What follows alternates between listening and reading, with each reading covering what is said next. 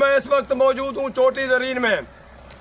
हमारे पास मुतासरा शख्स मुजाहिद खान रही मौजूद है हमारे साथ। मैं इनसे पूछता हूँ कि इनका मसला क्या है। जी अस्सलाम वालेकुम मुजाहिद। वालेकुम सलाम भाईजान। क्या मसला है आपका? मसला ये है सर, सारा रास्ता है वो सारे निकले बाल स्कूल वेंदन उता रस्ते वेंदे उन्हें मार रेंदन मासूम बाल। वो कौन मारते हैं? अब्दुल सत्तार, गुलाम हुसैन, जवेद, शाकिर, रहीम, गुलाम अकबर, कासिम, ये सारे औरतें 20 औरतें जिन्हें दिया बिल्कुल दरख्त उधर मोर्चा है उथा कम अज कम उथा 8 को 10 नुकसान थी गए। दरख्त की आड़ में बैठते हैं। दरख्त की आड़ में कम 8 को 10 नुकसान थी गए। कहीं को फैर मारे ने, कहीं को बिल्कुल बेहुदा तशद्दुद करे। कल का वाक़या जरा भाई उन्हीं ने पोस्ट ली इन्हें दा अपना डोतरा इन्हें दी धी दा पुत्र मेरा भतीजा है लियाकत दा बेटा है। वो सुबह मजदूरें वास्ते नाश्ता गिनण वास्ते खीर गिनण वेंदा पिया रस्ते में उनको मारे ने उनको कुहाड़ी मारी ने बांध विच वो दाखिल है। उनके बाद ब्याह मेरा छोटा भतीजा 8 साल 9 साल उम्र है उनको वो वेंदा पिया स्कूल उनको मारे ने उनके अडू अंगली बांध छड़े ने। असा पुलिस थाने गए हैं, पुलिस घिन के आए हैं। जब पुलिस घिन गए मैं अपनी गाड़ी के बैठा हुई इन्हें दिया औरतां निकचैन 15-20 औरतां उन्हें भिक्का सिला पुलिस को ही मारे असा को ही मारे। गाड़ी का शीशा मतलब मैं कुछ मेरे अगो हाथ दे उत्ते शीशा लगे मेरा अंगल मेरी कट्टी गई है। उनके बाद मैं तले लता ते कोई मैंने कोई ना कोई सारी दहशत कर दी है सारा ना कोई। ये क्या चीज़ है? ये क्या है? इन्हें तो 8 FIR थिया पैन 2016 दे विच 2018 दे विच 2021 2019 सारे औरतें दे ना नहीं था। औरतां इश्तिहारियां नहीं दियां ये औरतां ने दियां सारे इश्तिहारियां कम अज कम इतना 12 औरतें दे ना हर FIR दे उत्ते औरतें दे ना और बे सारे जो हमसाए हैं वो इन्हें तो FIR जिन्हें करीब दें वो मेरे को कहीं नहीं इन्हें रस्ते दे उत्ते सागू बेहुदा बिल्कुल मरे। आपको सिर्फ आपको रोकते हैं दीगर लोगों को भी रोकते हैं? ये जेरा इन्हें दे नाल छेड़ा करे हुने गुरु कहते इन्हें दा ये रास्ता सरकारी है। ये सरकारी रास्ता है तुसा मौके ते जुल के अगर देखो अगर सागू कोई भी पासो एक बन्ने दा रास्ता ही होवे असा ये रास्ता ही छोड़ देसो।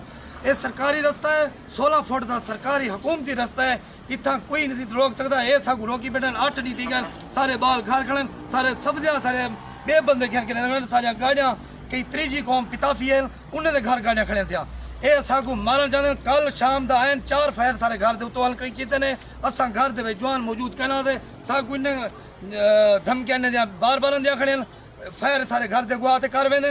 लिहाजा सारी मेहरबान सारी रिक्वेस्ट है वजीर आला पंजाब को मरियम नवाज को शहबाज शरीफ को सारा ये रास्ता है असा को इतना मारन चाहते असा को असा किडे विंगने सागू तुसा रास्ता चलो बाकी ये गुलाम हुसैन है ये अपनी इंदा डेटा चाओ गुलाम हुसैन अपनी एक नौजवान थी पागा रिश्ता रिता दी उनके विच ये वो छेर वसन चाहती है ई तलाक गिनवई है उन्हें तो केस किते दी पखे नाल लड़कते अपने आप ने खुदकुशी कर गई है।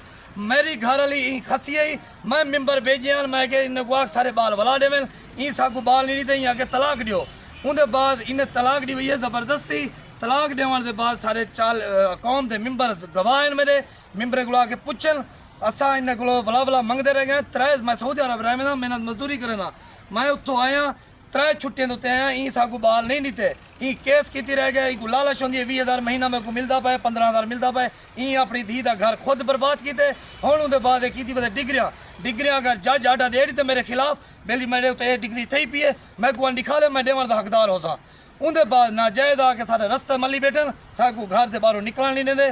लिहाजा सारी ये रिक्वेस्ट है सारी अपील है सारे नाले इंसाफ करो।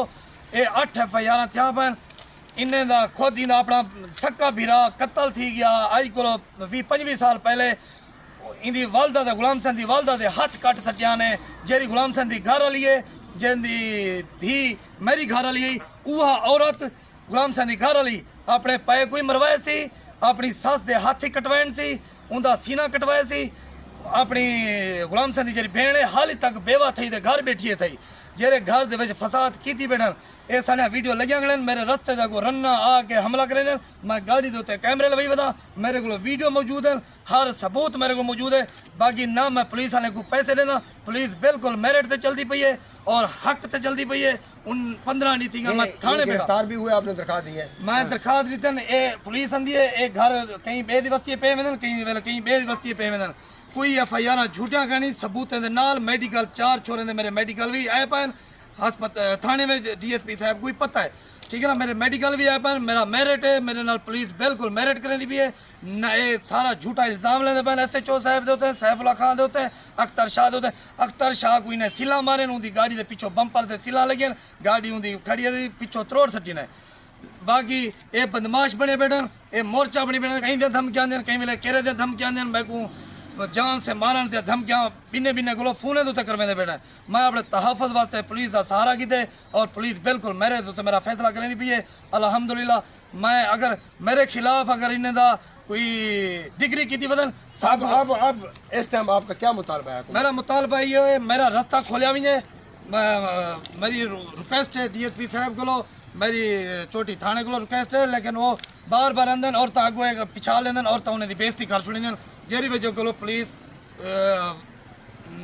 नहीं आंदी। जी नाज़रीन कल मैंने उनका मौक़िफ़ लगाया था तो आज मुजाहिद भाई ने कहा मेहरबानी करें हमारा मौक़िफ़ भी लगाए मैं पहुंच गया हूं चोटी दरीन लेकिन इसका कहना है इन लोगों ने हमारे रास्ते रुके हुए हैं और हमारे मासूम जो बच्चे हैं वो स्कूल नहीं जा सकते हम सब्ज़ी लेने नहीं जा सकते कोई दीगर अशिया ख़रीदने नहीं जा सकते वक्त के अंधे हुक्मरानों से अपील है कि हमारा रास्ता खोला जाए।